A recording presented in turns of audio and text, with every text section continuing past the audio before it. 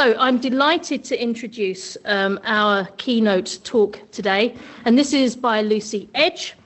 Lucy is a visionary technology leader with over 25 years of experience driving innovation in the global space and telecommunications sectors. As a senior executive at multiple organizations, she has successfully scaled high-value technology ventures, delivered pioneering space infrastructure missions, and shaped policy at national level with a specific interest in regional growth through deep technology. She is a powerful connector and a powerful communicator, and she is a strong advocate for technology with purpose. And Lucy is dedicated to creating a resilient, socially impactful growth that benefits communities and economies alike. It's my absolute pleasure to introduce to you Lucy Edge.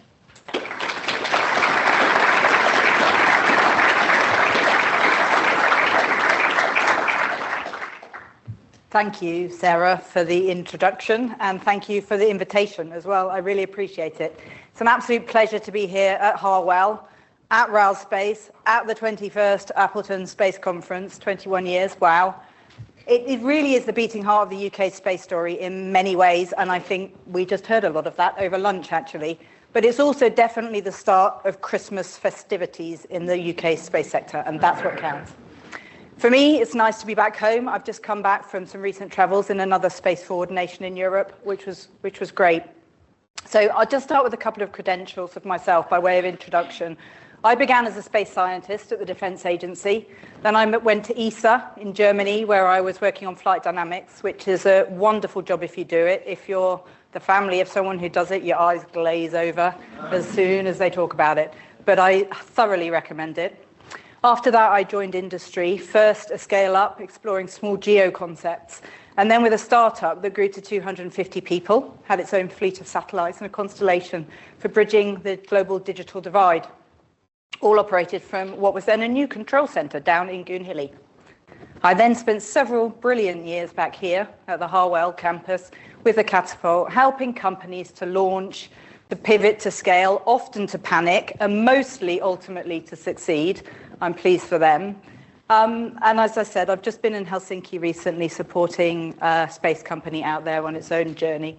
In the past decade, I've also been a non-executive director and working with a portfolio of activities, including serving on the advisory council of the wonderful, and I will say chronically modest, STFC. So I've really, really enjoyed that, and it's something that I hope to do for a little bit longer. Just take a drink. 7 years ago, in 2018, I stood on a red carpet at TEDx Truro, and I gave a talk called Space, the Village Hall. My message was that emerging and existing space technologies could help us defy distance, defy time, and build more diverse, inclusive, kinder communities. Global village halls, I called them, where everybody could belong. And it's often what people mention when they first meet me, but in the context of, really, space could do that? I don't believe you. 7 years on, the technology's leapt forward again. The stakes have certainly leapt forward, especially post-COVID. Great companies have formed and scaled, many of them on this campus here. But in lots of important ways, the story I told in 2018 has not changed enough. Just taking the issue of loneliness I talked about then as one example, we know it's increased significantly among young people in that period. And according to the ONS, if I dare to quote them today, 16 to 24-year-olds are the loneliest age group now. And technology is not yet helping us reverse these trends. So today, I want to talk about three things. I want to talk about why space is no longer just a sector. It's a domain, and why that matters. I want to talk about how we can sweat our assets, make the most of the capabilities and the companies we've built here in the UK. And I want to talk about what hasn't changed since 2018 and what must change if we really want space to become a community environment that genuinely works for everyone. Here's something I've noticed, and I know it will divide the room, but I'm going to say it anyway. Not all R&D begins with a divine purpose, and it doesn't need to. Exploration matters. but we do have a responsibility to imagine where that early work might lead. When we release R&D from the burden of guaranteed outcomes, we do create more room for discovery, which is great. But the freedom works best when it's paired with an active awareness of the value that could emerge. The point isn't to predetermine the destination, it's to maintain a line of sight to future usefulness, even if it's not our driver on our first day of work. When we get that balance right, genuine freedom to explore combined with an intentional curiosity about future applications, I really believe that's where the most meaningful breakthroughs occur. I'm going to argue strongly today that space is a domain now, not a sector. I think government language has shifted now too. I think the UK's defence space strategy describes space explicitly as an operational domain in its own right, alongside land, sea, air, and cyber. NATO says the same. Space is no longer a niche vertical. It's become fundamental national infrastructure. It's part of the core fabric of how nations operate and how they compete. This shift really does matter, as it's a vignette of what could keep us insular. The numbers that back the role of space in the UK have been well publicised, including today, but it's worth pausing on what those numbers mean in practice. Around 360 billion of the UK economy, roughly 18% of the caveated non-financial business GDP, now depends on satellite services. Yet the part of value generated directly from the UK space sector is a fraction of a percent. The gap tells a story, which is that space is powering our national life far more broadly than the boundaries of a space sector. And when we look at critical services like position, navigation and timing, the stakes are even sharper. A sustained loss of our global navigation skills, we know, costs the UK economy over £1 billion a day. That isn't just a risk figure, it's a reminder of how deeply space now sits within the machinery of our national resilience. Space isn't just something the space sector does. It underpins how our supply chains and our money move. It underpins how farmers optimise their fields. It underpins how emergency services respond, how we model risk, how we design policy. In other words, space has become a domain. It's an enabling environment for almost every sector. But here's the niggle. Much of our language here, our space language, and our behaviour still treats space as a self-contained sector. I do it. We still talk about space companies and non-space companies. We talk about upstream and downstream. Now we also talk about new space and old space. I prefer to call it established space because I'm old. And too often we design strategies for the space sector. These disconnects show up clearly in the scrutiny of UK space policy. The same report that celebrates growth, income trebling since 2000, 50,000 jobs, all these really, really good numbers, also concludes that government strategy has too often lacked coherence, disjointed leadership, and unclear implementation of the national space strategy. And the follow-on reports haven't fully resolved this critique, although they have opened it up. And it's a big topic for today, unsurprisingly. We've just had the record-breaking East Council of Ministers, but the UK has lost our position in the league table, and it's not so long ago that we were in the top 3. The new strategic direction that's coming out of UKRI got clearer priorities, more choiceful investment, and a long-term focus on people, infrastructure, and partnerships is an important step towards fixing that at system level. But in space specifically, we still have a lot to do. The landscape, if you're not a space person, is remarkably confusing. We have organisations spending meaningful time on helping to make that clear. This isn't sustainable and it isn't scalable as a setup. Worse than that, it's a barrier to new entrants. If we're serious about treating space as a domain, and I really am, 2 things follow. First, we must open the doors to this domain and we must make the signage super, super clear. A domain is shared territory. Space capabilities and infrastructure must be accessible to everyone. And I mean everyone: city planners, health innovators, social workers, creatives, ethicists, local authorities. They should all be able to get through the doors of the domain. They aren't adjacent markets. They are the future primary users of the space domain, and they don't know how to access it well enough yet. Critically, opening these doors doesn't mean doing everything for everyone. It really doesn't. It means focusing national investment, national priorities where the UK can genuinely lead, and designing our space domain so that others can plug into those strengths at scale and with ease, creating good civic infrastructure. And of course, it means stopping doing some things. And at this point, my village hall analogy sort of falls over, because I want to talk about pace. I want to talk about decision-making with agility, which I can't really fit in unless I start to think about a village hall with revolving doors where you can't find the button to get them started or something. But the point is there, that we've got to be able to have that ability to say yes and no quickly and move on. In other words, we need a domain that accelerates people, not that slows them down. Secondly, we need to measure success differently. If you treat our space capabilities as infrastructure, success isn't counted in satellites launched, missions funded, papers published. Success is measured in how many other sectors can innovate because our UK space assets exist. It's measured in how many local authorities, how many SMEs and artists and community groups are accessing space-enabled tools.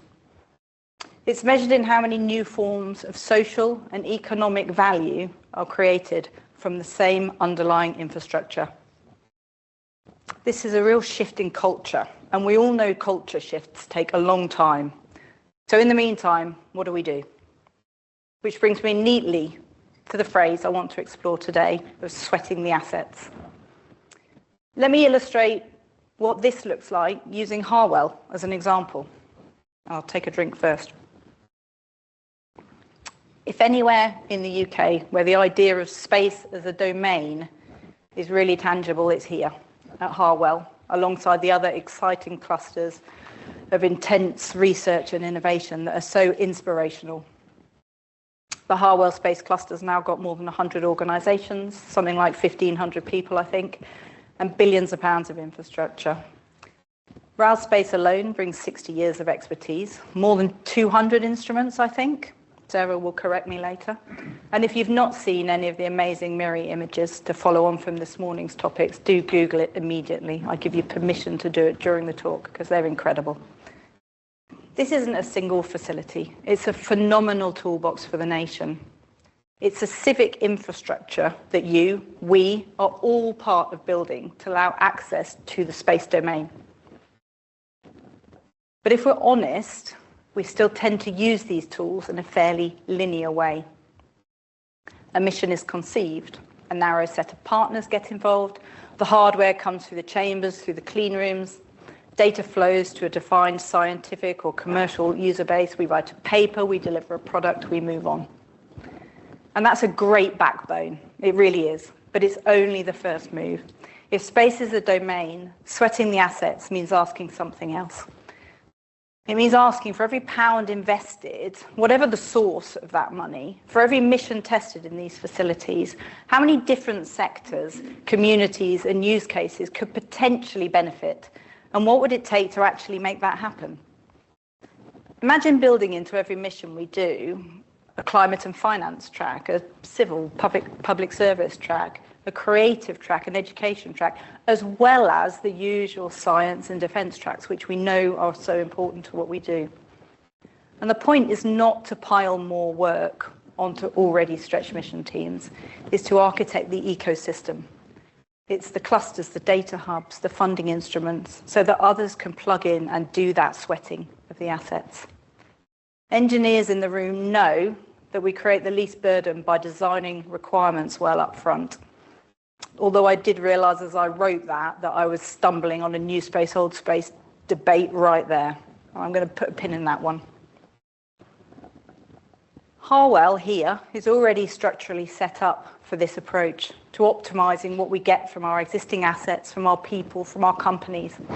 Co-located facilities, the catapults here on site, incubators, a growing cluster of organizations. The opportunity, and I would say also the responsibility, is to make sure that growth reflects space as this horizontal domain, not just a more of the same vertical sector, a domain where anybody can plug in without friction. And I think the opportunity is there to use it that way, consistently, intentionally, inspirationally, ambitiously.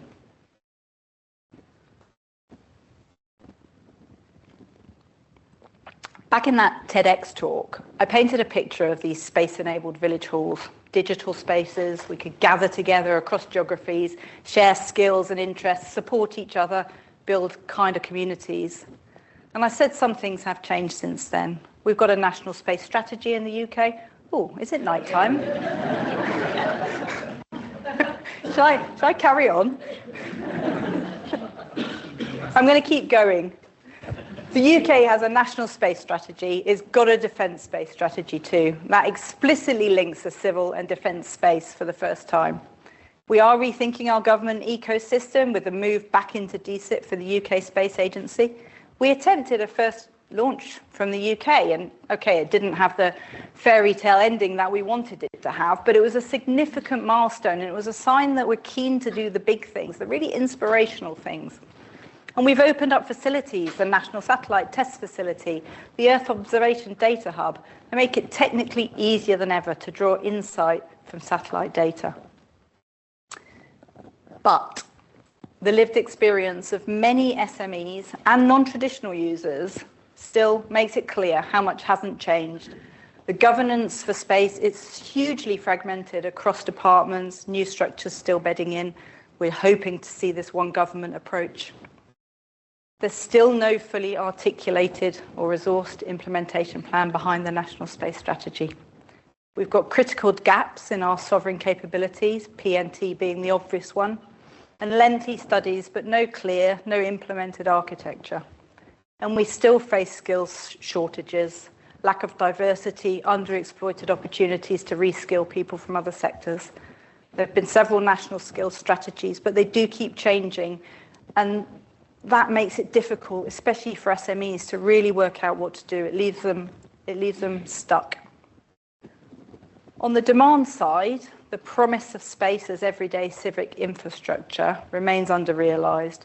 We still haven't translated satellite data into tools that feel completely intuitive, just like using a banking app, so that a social worker can use them, a small business owner can use them. We haven't explained space yet to the public in a way that makes it feel like their domain, not someone else's playground. We haven't built these village halls at scale. In short, our technology really is sprinting ahead of our ability to turn it into everyday public benefit. And that's a huge lost opportunity, especially when other nations are moving so fast. So where does this leave us?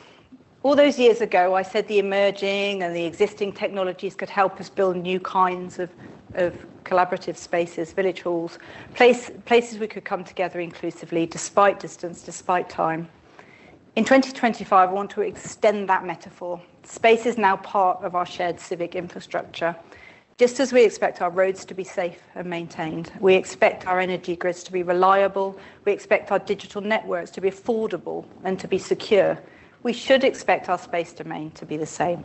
Sustainable, yes, absolutely, of course, managing debris and congestion. Secure, protecting satellites from hostile interference. I don't think anyone would argue with that. But also, it should be inclusive, designed so that a diverse range of people with different backgrounds, different organizations and different sectors can all benefit from it, just like using a banking app. This is how space moves from being a scientific playground to a genuine growth engine, by treating it as a civic infrastructure that underpins new companies, new jobs, better public services, as well as nicer communities. That inclusivity piece is where the village hall analogy still matters. A village hall doesn't have to be prestigious. It's not exclusive. It's just there. It's where the brownies meet. It's where the yoga class is. It's where you have a climate meeting with your local action group, or perhaps you go and see a play. The success of a village hall is definitely not judged on the architectural designs. It's judged by how many different communities find their way through the door. And if space is truly a domain, that's the mindset that I believe we need. It's how it becomes a genuine growth engine, and I do think engine is the right word, not just for aerospace companies and space companies, but for everyone. So let me raise 4 provocations to take into your own work and into the break. Number 1, who is your most unlikely user? Think about the mission, the facility, the program you're working on at the moment. What's the most unlikely sector or community that could, in theory, benefit from it? And what tiny experiment could you do in the next 12 months to test whether that's possible? Number 2, are you designing for reuse and asset sweating? When you scope a new facility or a new mission, is there at least one line you can add in the concept of operations or in the business case that explicitly describes how it will be reused, how it will be repurposed, how it will be opened up beyond its initial users? Even a simple commitment to, say, open standards or a lightweight reuse framework can turn a single-purpose asset into something far more powerful. Thirdly, how will you measure domain-level impact? Could you track not just your immediate deliverables, but the diversity of sectors, disciplines, communities that plug into your work over time? And the 4th and final provocation, who else needs a key to the village hall? Is it young people? Is it mid-career reskillers? Is it underrepresented communities or people in the arts or health? We know we need a broader skills pipeline. We know we need more diversity and mobility in the workforce. Can you give people the key to the village hall? Can you decipher the acronyms, the organisations and the tools for them so that they can access it? 7 years on, one thing is now unmistakably clear to me. Space is a domain. It's not a niche sector. It's not a specialist corner of the economy. It's a domain that underpins how our country works. Across the UK, we are building the civic infrastructure of that domain. We've got clusters, we've got data hubs, national facilities, and the extraordinary expertise of everybody who works in this area. It's our equivalent of roads, of grids, of digital networks, just up there. But infrastructure only matters if people use it. So the real test of our success is simple.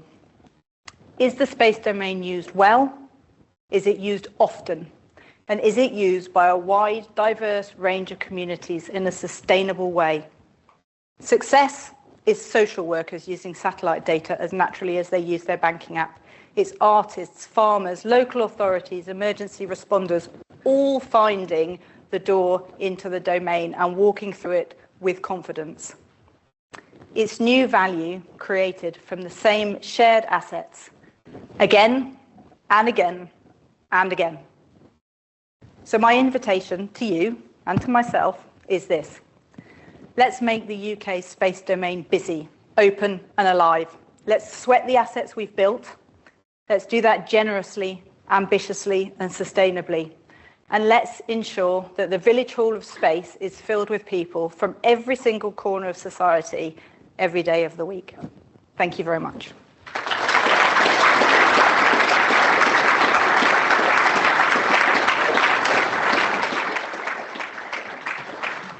Thank you, Lucy. We do have time for some questions, so if you're online, start typing away now and raise your hands if you want to ask a question in the audience.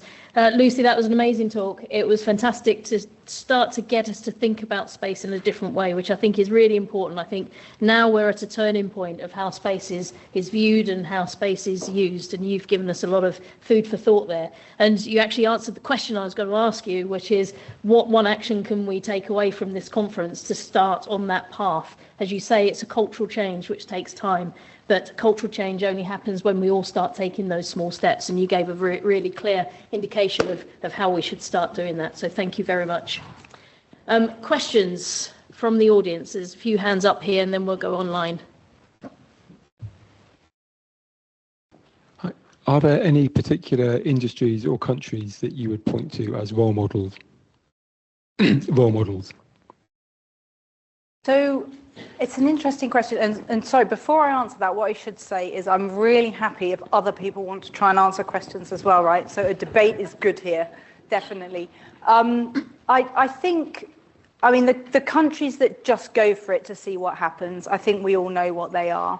I think if you look to countries that don't have as much funds and then manage to make things work for them in a way that they really get every tiny ounce of benefit from, they're the ones that really, I think, you see the difference in.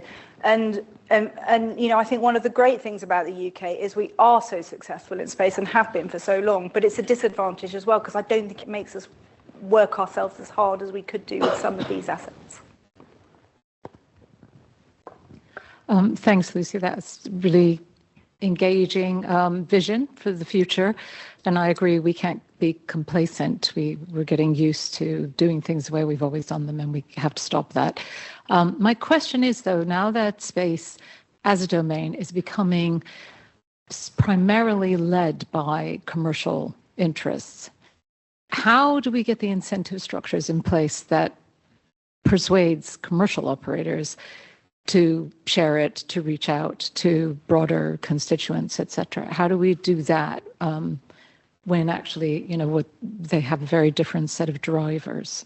I mean, it's a nuanced question, isn't it, with a nuanced answer, I think, because it's that double response of what we really want is to force people to think about things in the way that I described, but we also don't really want to hold them to it too tightly, because then that puts people off and it becomes a KPI measurement matrix, which is just so unappealing that people turn in a different direction.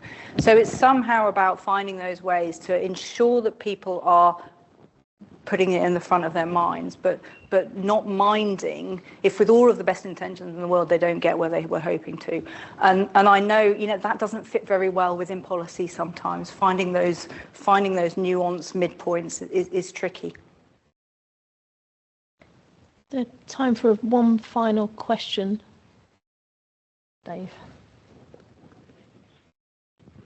Thanks for a brilliant talk, Lucy, and a very thought-provoking and provocational talk. A specific question, your reflection. We all know, and you've explained very clearly why space is a domain. It's fundamental to all parts of life, day in, day out. And yet, I believe 99% of the population of the UK have no idea of that. So the question really is, does it matter that nobody thinks space is important and your neighbour doesn't know it is happening? I think since Jonathan Amos retired, there's basically no coverage of space in the UK at all. No, I mean, I'm serious. I see the daily news clippings that are on the continent, and there are a discussion of space policy every single day in the main, you know, papers and media on the continent. There's basically nothing in the UK. Is that part of the problem or just a sideshow?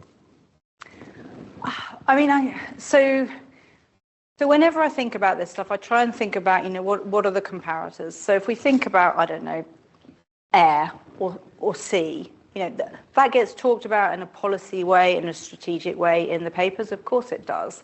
But if any aspect of what's going on in that arena is directly affecting how someone lives their daily life, that analogy does not need to be drawn, I don't believe.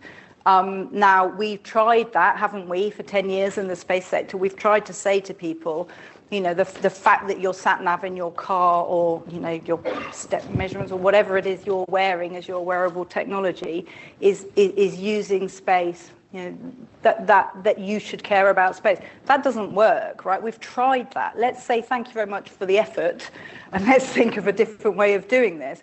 Because if we keep saying that and keep trying to say to people, space really matters, it's in your life, can't you tell it's in your life, it's really important. And we know it's not working, so we've got to find a different way of talking about it.